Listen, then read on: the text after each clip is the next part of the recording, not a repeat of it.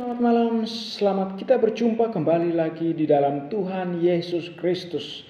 Di saat yang berbahagia dan beruntung ini kita dapat merasakan pertolongan, kasih dan anugerah Tuhan di dalam kehidupan saudara dan saya dalam menjalani realita kehidupan yang sangat rumit. Di tengah kehidupan yang sangat rumit ini kita dapat dibangkitkan, disemangatkan dengan semangatnya kenaikan Yesus Kristus ke sorga dapat kita renungkan di dalam kehidupan kita sebagai sarana yang menghubungkan kita antara Tuhan dan sesama, antara Tuhan dan kita secara individu. Kita dapat merenungkan kasih itu dari hari ke hari, dari waktu ke waktu, kian membuat kita semakin bergejolak untuk merenungkan kebaikan Tuhan. Saudaraku yang terkasih, di dalam kasih Tuhan Yesus, saudara mengingat banyak hal yang Tuhan lakukan dalam perjalanannya selama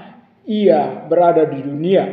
Kita mempelajari mengenai makna Yesus terangkat ke sorga dapat kita pahami secara konsisten di dalam kehidupan sebagai orang yang percaya kepada Tuhan.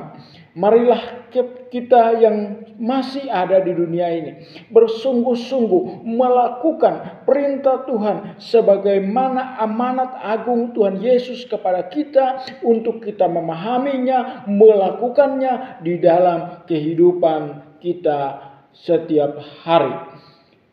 Kita juga diajak untuk menjadi saksi Kristus sampai ke ujung bumi. Jadi menjadi saksi Kristus sampai ke ujung bumi. Apa sih arti saksi? Saksi di dalam kehidupan sehari-hari memberikan satu penalaran yang harus sesuai dengan Alkitab. Fakta-fakta yang ada di dalam Alkitab, fakta-fakta atau kejadian-kejadian yang terjadi di sekitarnya pada saat Yesus dalam pelayanannya. Itu artinya kita memahami konsep saksi. Saksi berarti memberikan bukti secara hukum. Ya, saksi berarti memberikan bukti secara konkret di mata hukum. Bahwa ada bukti-bukti. Buktinya apa? Selama Yesus berada di dunia, Yesus bisa menyembuhkan orang sakit, orang lumpuh bisa berjalan, orang tuli bisa mendengar, orang buta bisa melihat. Itu semua pekerjaan Roh Allah di dalam pelayanannya. Buktinya ia juga bisa merubah air menjadi anggur. Pernikahan di Kana ini satu perintah Tuhan yang perlu kita renungkan, patut kita jalani di dalam kehidupan kita secara manusia dan individu. Marilah kita dapat melaksanakan, merayakan betapa besarnya pertolongan Tuhan, kasih Tuhan di dalam kehidupan saudara dan saya. Di mata hukum kita harus memberikan bukti yang sah dan benar-benar keasliannya. Bukti-bukti itu ditunjukkan kepada hakim untuk membuktikan bahwa inilah bukti yang sebenarnya. Kalau di mata Tuhan membuktikan keadilan dan kebenaran, walaupun kita tidak melihat secara hukum, tetapi kebenaran Allah lah yang menjadi pihak hukum untuk menghukum, mengadili dan menentukan kita sebagai manusia. Di dalam menjalani kehidupan banyak sekali masalah yang perlu kita jalani. Menjadi teladan dalam kehidupan juga ada bukti-bukti yang harus direkonstruksikan. Buktinya apa? Rekonstruksi dari kejadian sampai akhir. Bagaimana melakukan pengeksekusiannya. Eksekusinya kapan?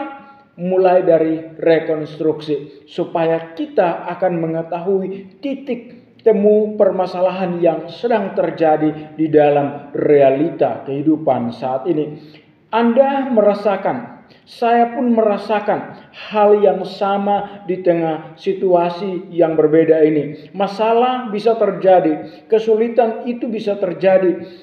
Mengapa kita harus menjadi saksi? Menjadi seorang saksi dibekali dengan kebenaran, dibekali dengan pengetahuan, dibekali dengan iman, supaya apa? Kita menerima, ketika kita menerima kuasa dari Tuhan Yesus, kita mampu memahaminya, mampu menjalaninya. Sama seperti seorang ayah, seorang pemimpin memberikan kuasa, memberikan perintah, menjalankan sebuah tanggung jawab, dan kita melakukan dengan baik, maka kita diberikan apresiasi oleh pemimpin tersebut. Atau walaupun secara kasat mata pemimpin kita tidak memberikan apresiasi, tetapi Tuhan memberikan kita apresiasi. Tuhan menghitung semua yang kita lakukannya di dalam menjalani kehidupan yang ada. Jadi ingat, apa yang kita kerjakan, Tuhan hitung semuanya. Tuhan juga menjanjikan kasih-Nya, Roh-Nya kepada saudara dan saya untuk kita mampu memahami secara global di dalam kehidupan sebagai orang percaya. Roh Kudus memampukan kita untuk berdiri teguh menghadapi setiap masalah pergumulan yang kita hadapi saat ini. Percaya bahwa Yesus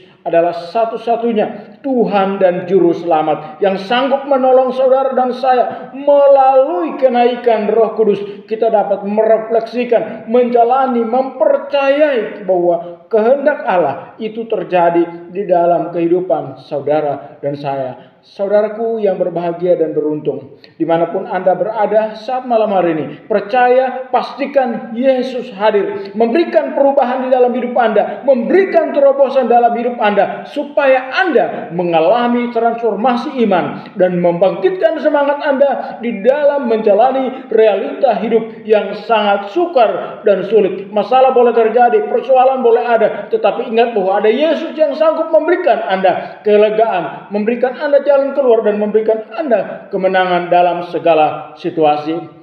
Terpujilah Tuhan, Engkau Allah Israel, yang sanggup menyelamatkan saudara dan saya dalam segala pergumulan, persoalan, jalani kehidupan dengan seutuhnya. Tuhan Yesus memberkati saudara dan saya dimanapun saudara berada. Selamat malam, sampai jumpa. Bersama suara kebenaran terus hadir, memberkati, memulihkan, dan menyembuhkan berbagai macam persoalan yang kita alami saat hari ini dan seterusnya. Salam.